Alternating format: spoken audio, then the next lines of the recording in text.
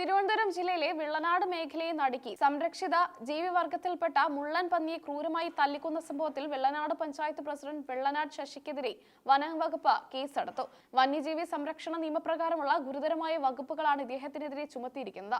പരത്തിപ്പള്ളി വനംവകുപ്പ് ഉദ്യോഗസ്ഥരാണ് സംഭവത്തിൽ അന്വേഷണം നടത്തുകയും കേസെടുക്കുകയും ചെയ്തത്.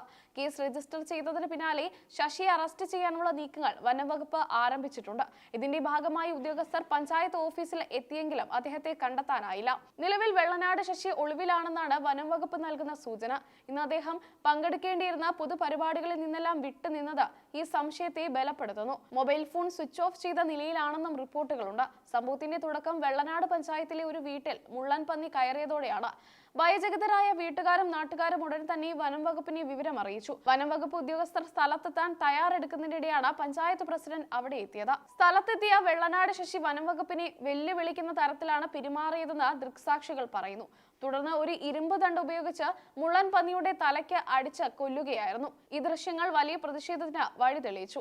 എന്നാൽ താൻ മുള്ളൻ പന്നിയെ കൊന്നിട്ടില്ലെന്നും അത് നേരത്തെ ചത്തതാണെന്നുമാണ് ശശിയുടെ വാദം. വണ്ടി കയറി ചത്തുകിടന്ന മുള്ളൻ പന്നിയാണിതെന്നും അതിന് ജീവനുണ്ടോ എന്ന് പരിശോധിക്കുക മാത്രമാണ് താൻ ചെയ്തതെന്നും അദ്ദേഹം മാധ്യമങ്ങളോട് പ്രതികരിച്ചിരുന്നു. പ്രദേശത്ത് മുള്ളൻ പന്നിയുടെ ശല്യം അതിരൂക്ഷമാണെന്നും വീടിനുള്ളിൽ കയറിയ പന്നി ആരെങ്കിലും ആക്രമിക്കുമോ എന്ന് ഭയന്നാണ് ഇടപെട്ടതെന്നും അദ്ദേഹം ന്യായീകരിച്ചു. എന്നാൽ വനംവകുപ്പിന്റെ പ്രാഥമിക പരിശോധനയിൽ പന്നി അടിയേറ്റാണ് ചത്തതെന്ന് വ്യക്തമായിട്ടുണ്ട്.